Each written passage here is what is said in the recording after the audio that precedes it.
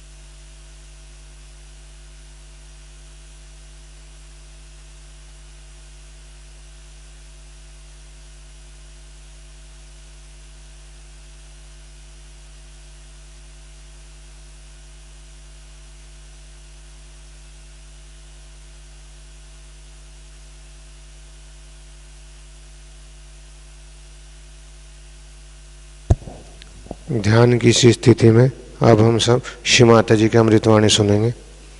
In this meditative state, we will now listen Shri Mataji's Amritvani.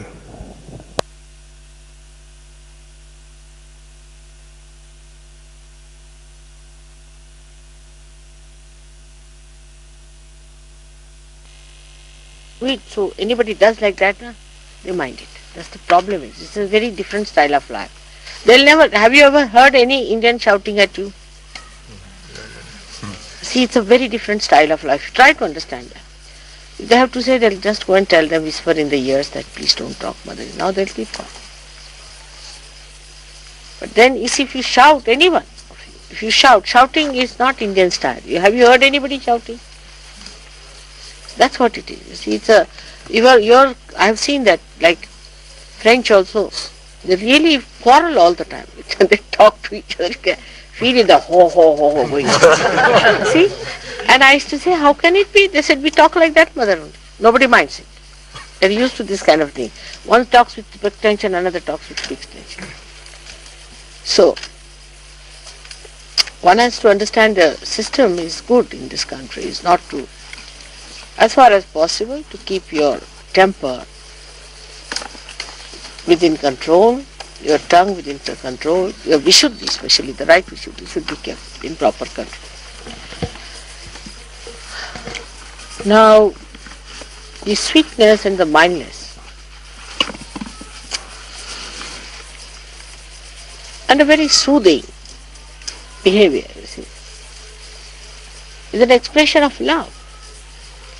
And as you sort of go deep down within yourself, into a subtler being, you'll find a smooth movement of your sap, of the kundalini, which is nourishing you. It's not volcanic, it is not traumatic, it doesn't come out in a big way, but a very silent movement of the kundalini. It's very soothing, it's very quiet and moves with tremendous speed, but without any noise, without any bumps. And if there is any bump, it stops for a while. It circuits round, circles round and goes on. And the pressure of our temperaments or of our nature or of our everything, you can say, whatever it is, due to our conditionings, due to our temperaments, any, like anger, some people have pressures of anger, some people have pressures of their habits also, and some people have a kind of a conditioning of vanities. Some people have a vanity. Now this vanity is something stupid, and that must be watched all the time. And the vanity is more apparent in the West than in the East, because it's so superficial a life there. It's a very superficial life, if you notice. Between you and me, we should discuss this point, that are we being vain in our behavior? We must face ourselves. The vanity is something that is we show off. Like in our behavior, there's more chance to be vain in the West than in the East, because the whole structure is based superficially onto the protocols of how you eat your food, how you keep your spoons, how you keep your knives, is all this sophistication, what kind of a napkin you had, what kind of a dinner set you had, what place you have used, whether it is cheapish or it is elaborate or is sophisticated. So the whole you just study it from detached mind. You study it. How much it is there? It's not needed. And the pressures of these norms work so much on people. I mean, actually people are nervous with it. If there's one dinner in an English home, I mean, they are just jumping. Because their idea is this, that if they have somebody for dinner, they should not end up with some sort of a bad name. A person can say they are unsophisticated, they were very cheapish, they were very stupid, they didn't have this, they didn't have that. I'm saying about English. I mean all the best. So they have to make extremely well elaborate arrangements, plan for it, arrange it in a proper way, that a spoon is kept properly, everything moves up properly. Even if they may not have anything, they may borrow and put it up just for a show. The whole system is such.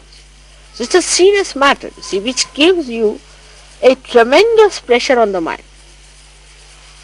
The artificiality of life gives you tremendous pressure. And the artificiality, if you go on seeing how much artificiality we have in the West, you will be shocked when you come to India. You will see that, see these dresses you are wearing here, with suits here. Nobody minds. They are clean. They are not dirty. Like either they have anti-culture people who say we don't believe in artificiality, so they have all the artificial things, like not artificial but extra human, like lices in the head. They'll have bugs walking on their body. All extra human, you see, I don't know what. Extra human things. There'll be dirty people not having baths, they'll be smelling, stinking, wearing a jean for 1 year. You see, what does it matter? Who are you? Who the hell are you to say what I wear, what I dress up like? I'll do the way I like. The other day I saw a very funny picture of a lady, quite fat, walking with a funny dress which had holes, you see, in it. So I asked her, what is this dress? She said, this is the holy dress.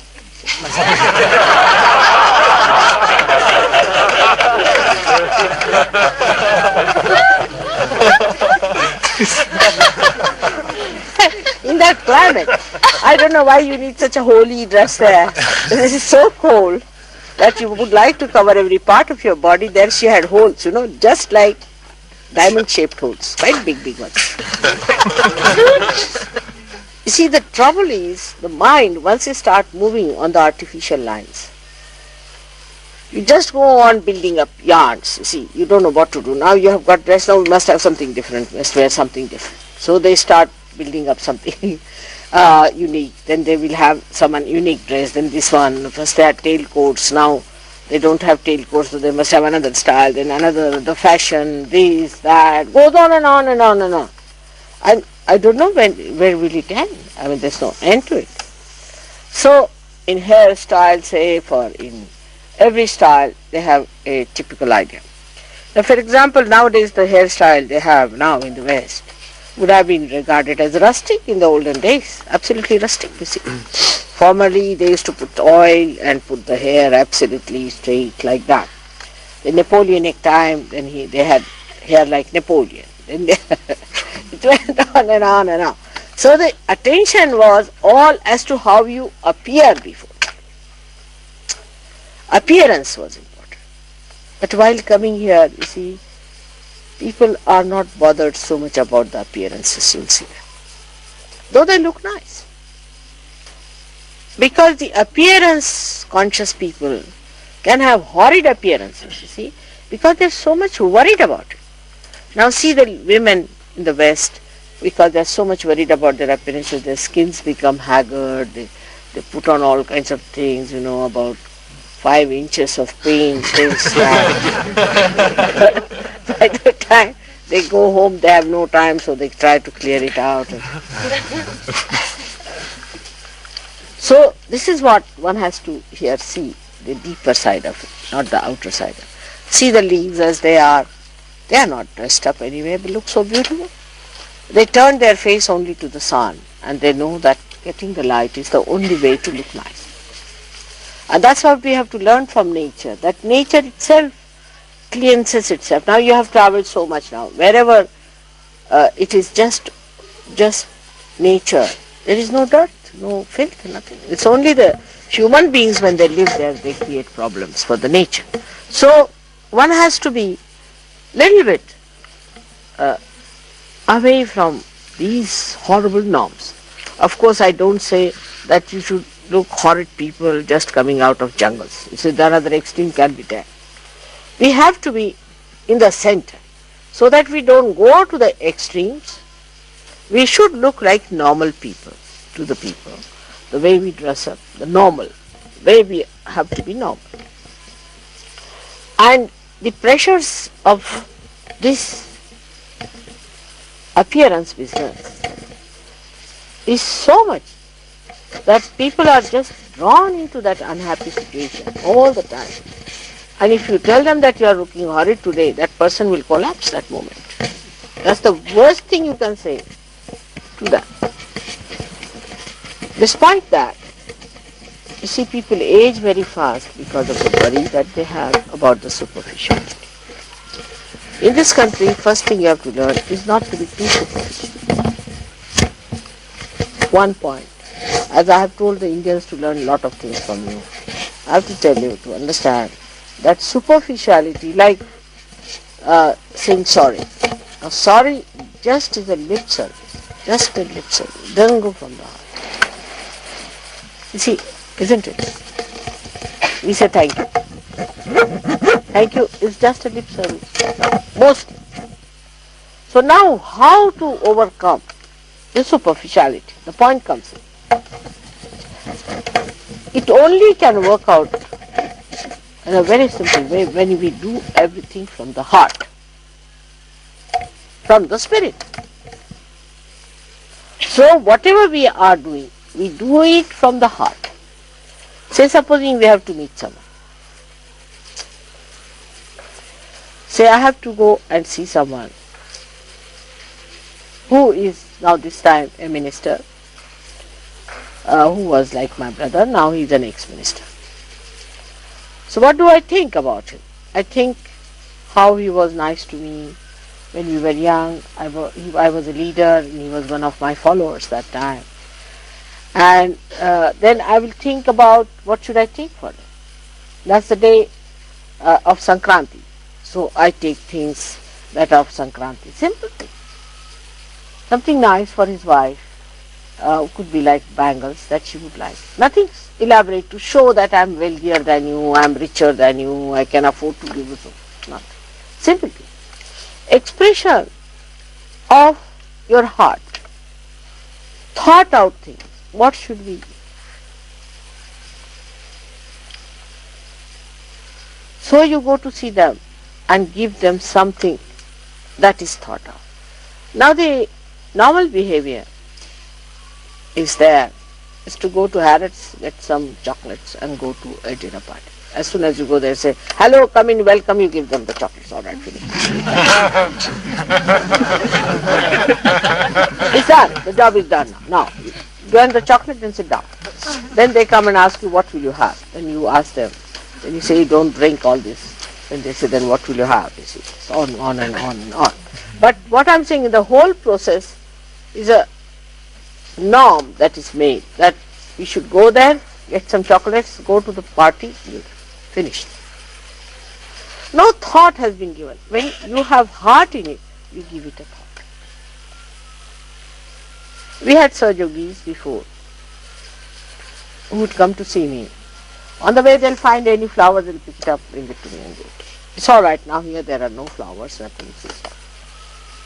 On the road they would find some flowers, just bring it. Then they were told by some Indian people there, this is not the way. If you are coming to see the mother, go to the market, get proper flowers, give it to her. It's not the way that you meet anyone, you take it.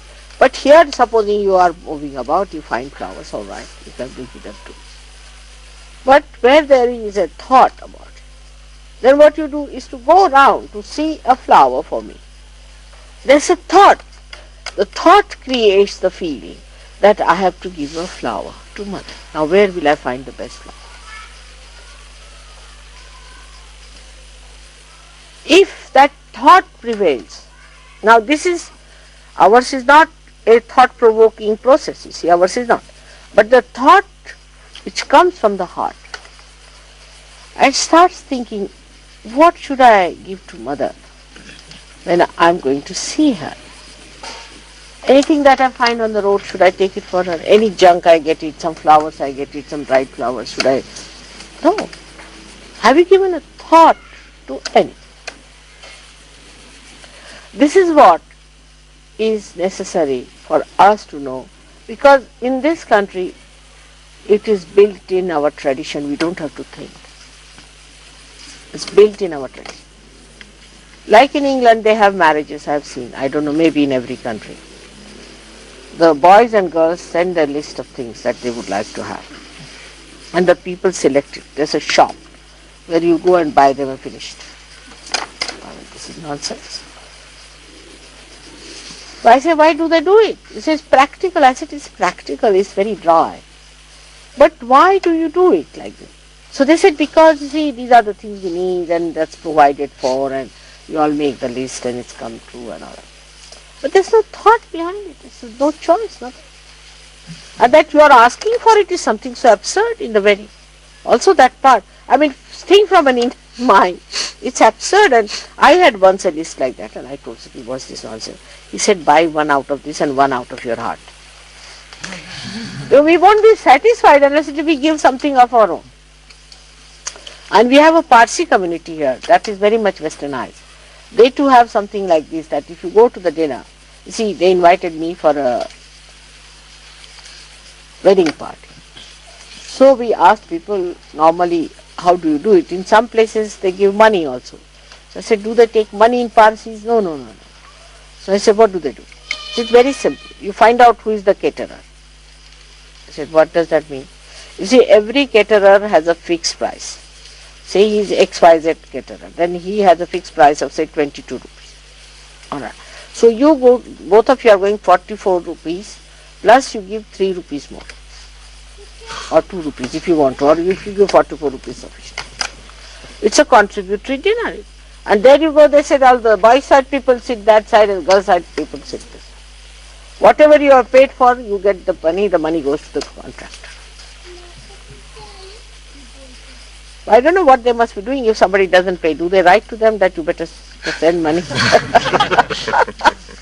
It is an absurd situation. Why? You think about it. And it's very sweet. What will I give? Like the Shabari, you see, she thought, what should I give to my Ram when he comes? She must have thought, should I give him some flowers? No, flowers nothing. After all, flowers are nothing. That won't fill his stomach. Like a very innocent personality. She thought, I'll give him the babe. But then she must have thought, they may be sour, then what to do? She said, should I test them and see? I'll just put one tooth in it, that's all. And I will know the taste, whether they are sour or not. Whichever are sour, I'll throw away, the rest I'll give. And innocently she went and told, see, and in India you know how particular they are about this. There's no word for this juthan, means the one that you have eaten something or touched something with your lip is finished in India. If you even have a spoon, I mean like here people will take the spoon in their mouth and put it in somebody else's mouth or use the same. That's not done in India. It's called as juthan. This is a concept, which is that once you have used your hands for eating or spoon for eating, if it has touched your lips, it's juthan. Juthan means it's called also ushta in Marathi, and in Sanskrit language I don't know what uchisht. So whatever is like that is not eaten. So, but she did it because she gave it a thought and a sweet thought, and Sri Rama enjoyed it. So to get over the artificiality, we must give it a thought from the heart. From the heart, like I thought, what they must be doing. Just I thought of it, and I knew that you were meditating. I said, I better go now. See? Just a thought in the heart that makes you so endearing. You see, everyone knows that Mother knows about us everything because you are in my thought. That's what should be the case with Sahaja Yogis. That whenever they want to do it for anyone, anything, any expression, it should not be artificial. Like shaking hands. Of course, some Indians, when they shake your hands, they take out at least 1.5 kilos of meat. It doesn't matter. They do it with the heart. They shake your hand and you'll feel, oh, Baba, what is shaking? But I've seen people shaking my hands in IMO, where it's horrid, I tell you. pass such bad vibrations that you just don't want to do it, because just a matter of their habit, or that some of them press your hand very hard, some pull that out. They don't think what's going to happen to this person. But the person here, if he shakes your hand and he just makes you quite, shaky, it is just his love. You see, the difference is the gesture is the same. One is done outside like a lip service, another is done from the heart. So if you can discriminate between these two things, then you will really have the joy. Otherwise you cannot have. So we come to the point of joy. To enjoy something, just don't do it in a way that is superficial. Then there is another thing which is one should not confuse, is emotional. Emotional is not also on the, supposing somebody, a person now goes on singing, ha ha ho, like madcap. See, that's not the way. Emotional also I do not mean. What I am meaning in the center, where there is a kind of a gesture which is balanced between emotions and understanding. That is really coming from the heart. For example, the other day I went for a program, you know that, you were all there, and then I went away to that place where you were. I was with you for some time, then you all went away, I stayed on. And a lady came and just put both her hands around my neck, and she just hugged me. And everybody was angry with her. What do you mean by doing that? That is not to be done. While others have greater respect, get greater love for me, but they won't do that. So it is not emotional exuberance of things the way people do sometimes, like a serenade, you go on playing. That's not needed. What is needed is not romanticism, again, if to make it very clear. It's not romanticism expression, it's not romanticism. That's another kind of a emotional artificiality. And next day after that romance, one goes for the divorce. It's so artificial. You see, like many men who are supposed to be ladies' men, and many women who are supposed to be gentlemen's ladies, they are very good at it. But it is very, very artificial. It's very cheap and it's useless, never joyful. And even if you are emotionally too much involved into something, then you cannot get joy also, because then it becomes like this, that you become possessive of the person. Let my mother, you must come to my room. Mother, I must sit next to you. If somebody is sitting 2 feet away, then he is getting jealous of the person who is sitting 1 foot away from him. So this, what I am trying to say, even the emotional exuberance is not reality. Reality is where you really enjoy the relationship. So one side is absolute brass, what you call the rationality, artificiality. The another side is this emotional blackmail, I call it.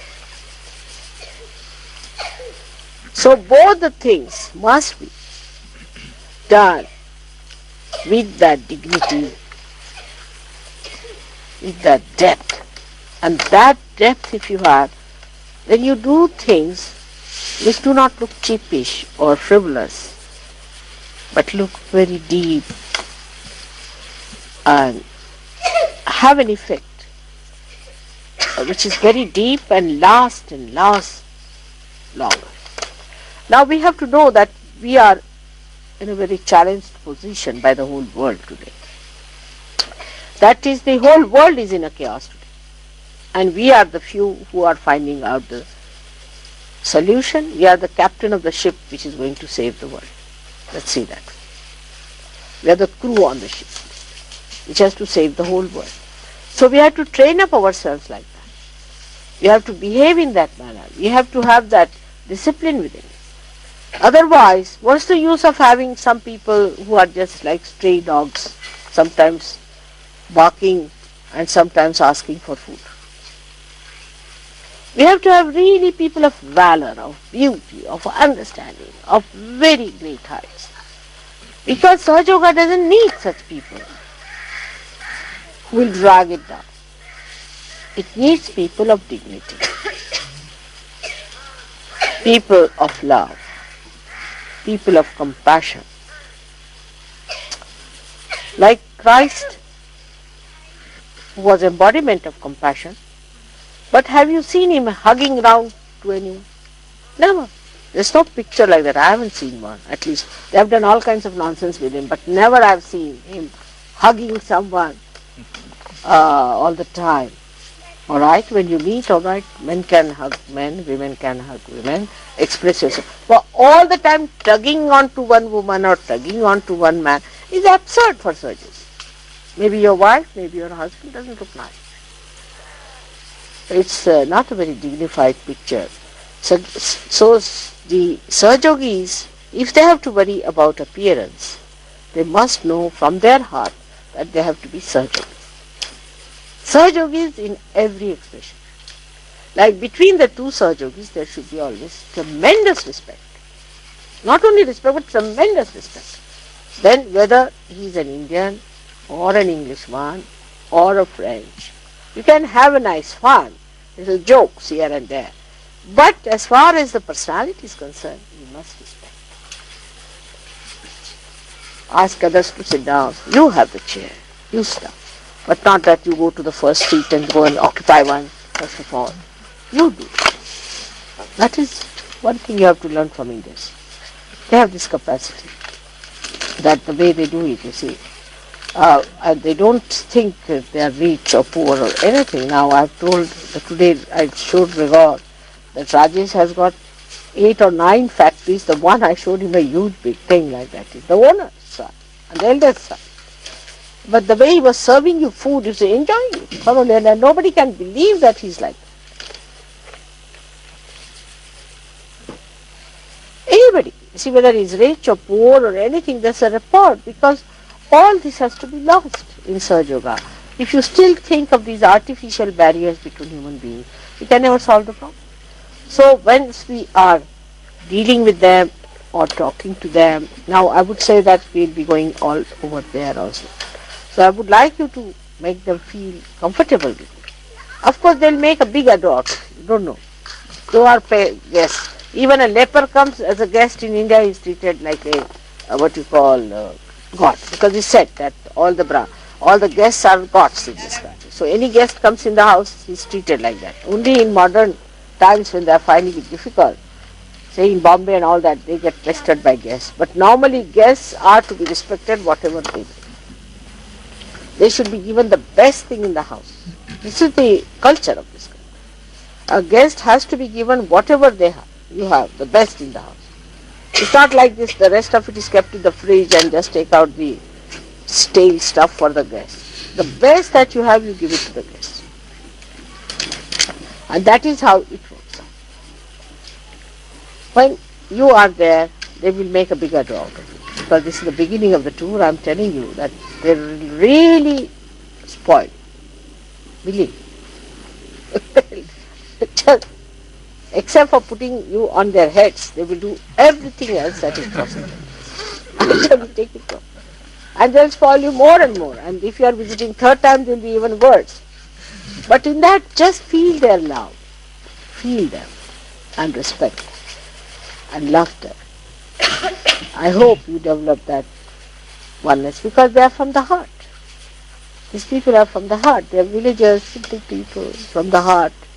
Whatever they are doing for them, it's so difficult. Yesterday I told them that I have to pay for the food. You see, there's a big fight going on between. This is our chance. This is when can we feed them after? This is our chance. Why should we take away our chance, sort of thing? I mean, imagine those poor people who are there, just fishermen and fisherwomen. They wanted to feed you. This is our chance, you see. And Rajesh wanted to pay for the lights. They said, no, this is our chance. He said, now will you please put these lights? I don't want you to be indebted for this. He said, no, we have already collected money. But Rajesh could manage. He said, I am one of you, I must also contribute part of it. So the thing is, the fight is, I must do this, I must give this, I must bring this. So we have to turn a new leaf in our life of this simple beauty within ourselves, which we have, all of us have, because we enjoy the stories, isn't it? Don't we? When somebody is telling us the stories of this love, we enjoy. So why not have it ourselves? Something surprising about human beings I have seen. That, you see, a bad woman will enjoy a film and weep when she will see another bad woman in the film torturing someone. But when she'll come home, she'll torture equally. I mean, she enjoys that. She likes it. She wants that such a woman should be corrected, but she herself won't correct. It's a funny human nature. Now, when we are enjoying these stories, we have to be like that. We have to enjoy. This part we have to enjoy. And God willing, I'm sure it's going to work out this time. A much deeper love, affection, understanding between ourselves. Because inside, we are all one. We are all connected. We are all collective. Just we have to reach our depths by little deliberations, penetration, and confrontation with yourself. And it will work out. And it's so beautiful. I mean, just to think of it, you feel it's so beautiful about it that, oh, it happened like that. How is it? Certain points of enjoyment. Like I'll tell you, Ruth went to some Italian place and Sicily, I think. Where did you go, Ruth? Where you met her? You met? Yes, it was in the center of Sicily. In the center of Sicily. And she had they didn't know each other, Just they sat in one place. And suddenly, I don't know how she discovered Ruth, and Ruth discovered her as to be Sahaja. And then they met with that love. And, I mean, they felt such nearness. I mean, they had never known each other. And you will be surprised also. When you will meet Sahajogis, you will feel that nearness much more than with any one of your relations or friends or so called. The deeper you grow into it, the better it would be, and it should work out.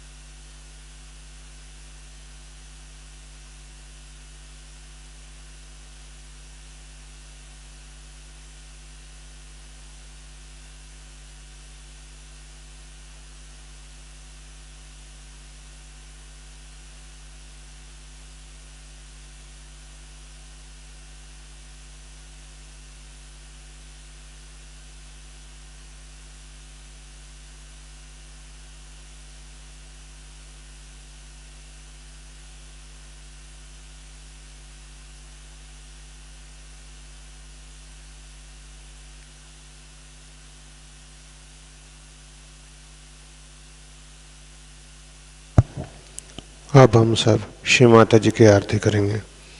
Now we will offer aarti to Shri Mata जी।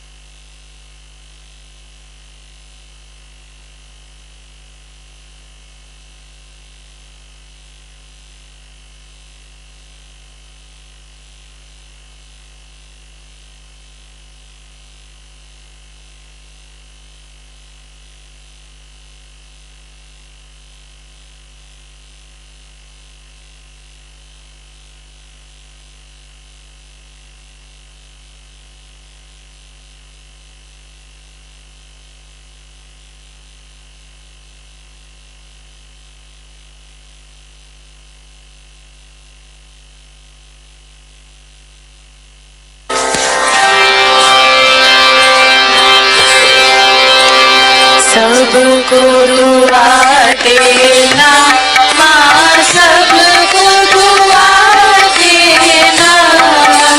जय निर्मल माता जी, जय निर्मल माता जी।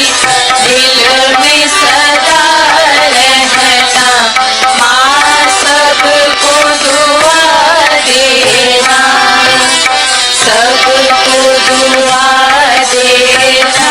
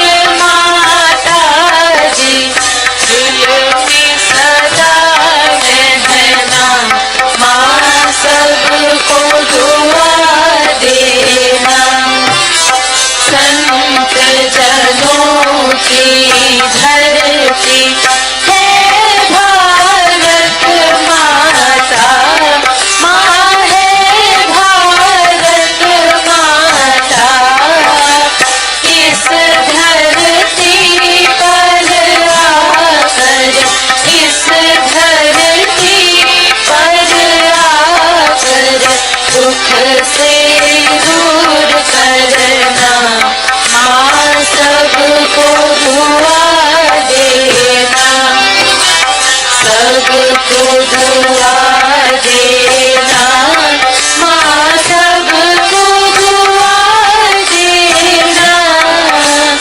जय निर्मल माता जी, जय निर्मल माता जी, दिल में सदा रहना, माँ सबको दुआ देना। जब दिल में आए तब मधुर संगीत सुन लो, हाँ मधुर संगीत सुन लो। होए सके जो सेवा, होए सके जो सेवा, हमसे करा लेना, माँ सबको दुआ देना।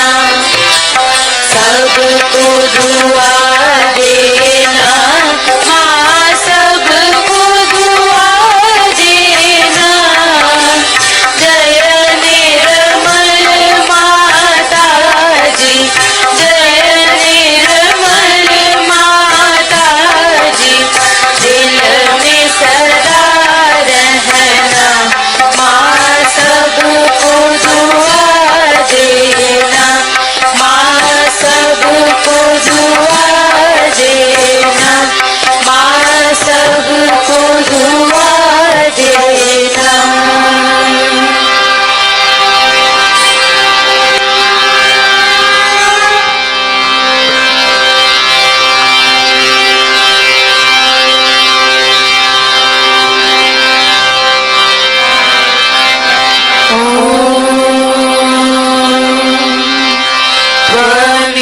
त्वमेव साक्षात् श्री महालक्ष्मी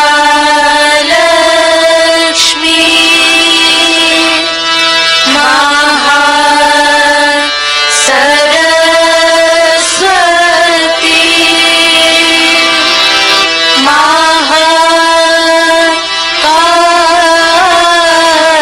महाकाली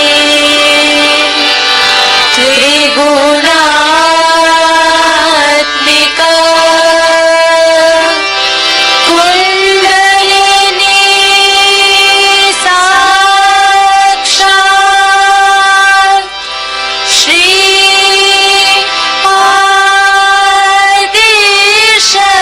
आदिशक्ति माता जी। श्री निर्मला देवी नमो नमः। ॐ त्वमेव साक्षात् श्री कलकी साक्षात् श्री आदिशक्ति माता जी। श्री निर्मला देवी नमो नमः। ॐ त्वमेव साक्षात् श्री कलकी साक्षात्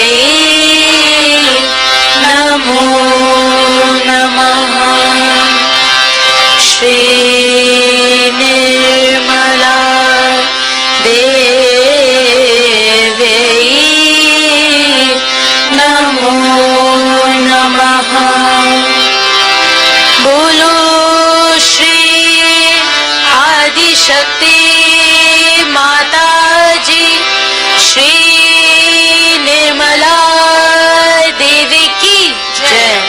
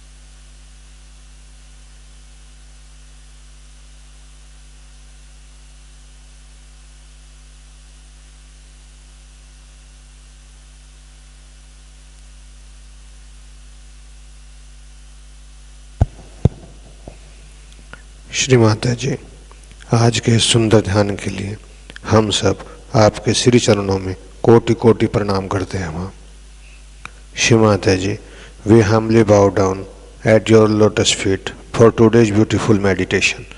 जय श्री माता जी।